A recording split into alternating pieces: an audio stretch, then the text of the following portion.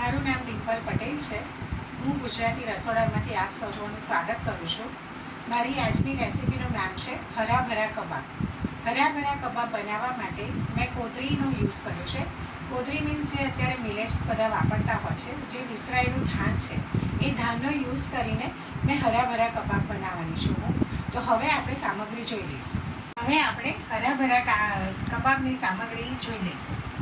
સામગ્રીમાં યુઝ કરીશું પહેલાં આપણે કોદરી।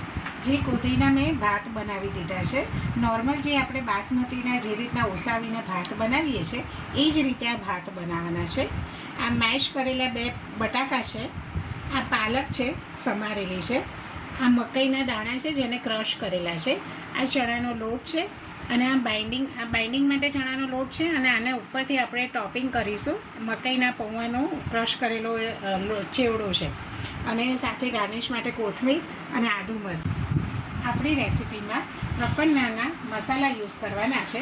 પ્રપન્નાનું મરચું પાવડર યુઝ કરવાથી એસિડિટી થતી નથી। મરચું કોલ્ડ પ્રોસેસથી બન્યું હોવાથી મરચું પાવડરનો કલર અને ક્વોલિટી એકદમ જળવાઈ રહે છે। પ્રપન્નાની હળદરમાં હળદર વાપરવાથી ન્યુટ્રિશન જળવાઈ રહેશે। પ્રપન્નાની હળદરમાં હળદર વાપરવાથી ન્યુટ્રિશન જળવાઈ રહેશે। આના ગરમ મસાલો વાપરવાથી એ મસાલાઓ ખાંડીને બનાવવામાં આવે છે, જેથી ટેસ્ટ અને અરોમા સારી આવે છે। આપણે તેલની પણ જરૂર પડશે। હવે આપણે રેસીપી ચાલુ કરીશું। પ્રથમ આપણે કોદરીના ભાત લઈશું।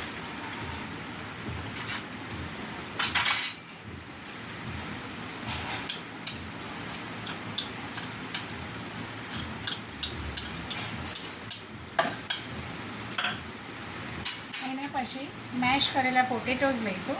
આ મીડિયમ સાઇઝના 2 બટાકા છે।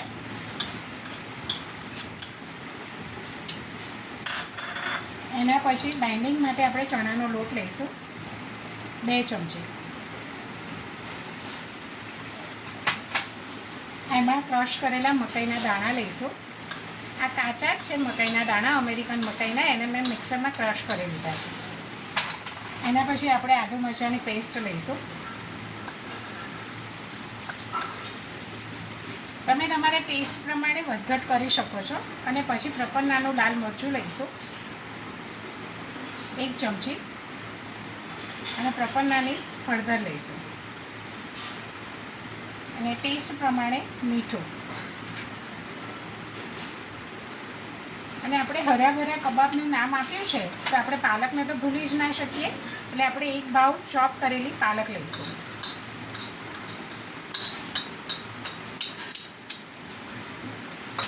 અને હવે આપણે પ્રપન્નાનો ગરમ મસાલો યુઝ કરીશું, આશરે 1 ચમચી જેટલો। અને જો તમારા ઘરમાં તમને તલ ભાવતા હોય તો તમે 1 ચમચી ભરીને તલ પણ નાખી શકો છો, સિંગદાણાનો ભૂકો પણ નાખી શકો છો। અને હવે આપણે આ બધું જ મિક્સ કરી લઈશું। અને મિક્સ કર્યા પછી આપણે જે ટિક્કીનો જે શેપ આપતા હોય છે એ તમે નાની મોટી તમને જે રીતના ગમતી હોય એ રીતના તમે શેપ આપી શકો છો। મિક્સર રેડી થઈ ગયું છે, તો આપણે હવે હરાભરા કબાબ પાડી લઈએ। તમને મનગમતો તમે શેપ આપી શકો છો અને નાના મોટા પણ કરી શકો છો। આ રીતના ગોળ કર્યા પછી આ મકાઈના પૌવાનું જે આપણે ક્રશ કરેલું છે એમાં રગદોળીને પછી આ રીતના પ્લેટમાં મૂકી દેવાના અને બધા તૈયાર થઈ જાય। હવે આપણા કબાબ વળાઈ ગયા છે અને મેં સાઈડમાં ધીમા તાપે તેલ ગરમ કરવા પણ મૂકી દીધું હતું। તો હવે આપણે કબાબ તળી લઈશું। મીડિયમ તાપે તળવાના કબાબ, બહુ હાઈ ફ્લેમમાં કરશો ને તો અંદરથી કાચા રહી જશે।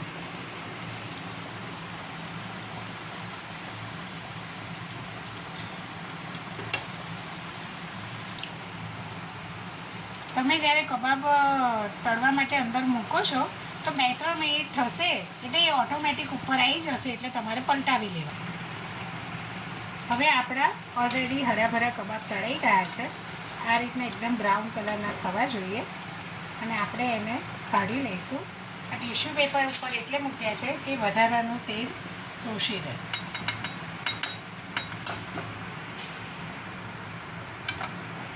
બસ હવે આ રીતે આપણે બીજા કબાબ પણ તળી લઈશું। આપણે કબાબ તૈયાર થઈ ગયા છે અને આપણે સર્વિંગ માટે ડીશ તૈયાર કરી દઈએ।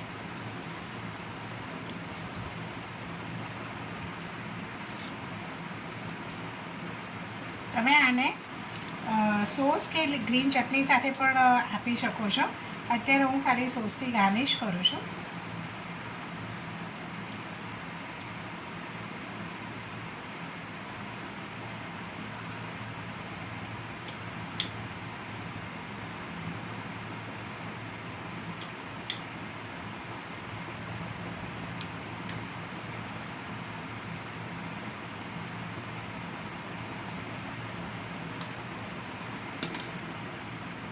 અત્યારે હું કોથમીર મૂકું છું, પણ તમારે કાજુ ને બદામ પણ મૂકવા હોય તો મૂકી શકો છો.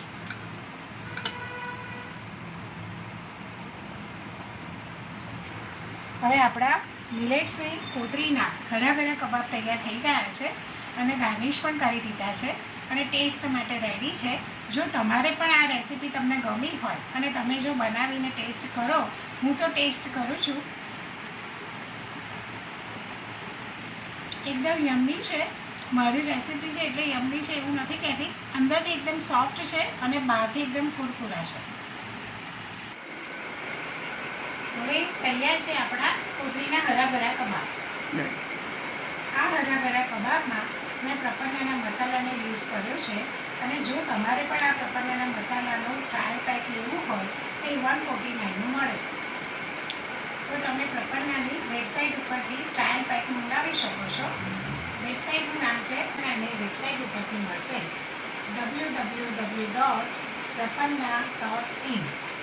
જો તમે ગુજરાતી રસોડું ફેસબુક ઉપર ચેનલને જોતા હોવ તો તમે લાઈક અને ફોલો કરજો. જો તમે ગુજરાતી રસોડું યુટ્યુબ ચેનલ ઉપર જોતા હોવ તો તમે યુટ્યુબ ચેનલને સબસ્ક્રાઈબ અને સાઈડમાં આપેલ બેલ આઇકોનને પ્રેસ કરજો તો તમને સૌથી પહેલાં નોટિફિકેશન મળશે.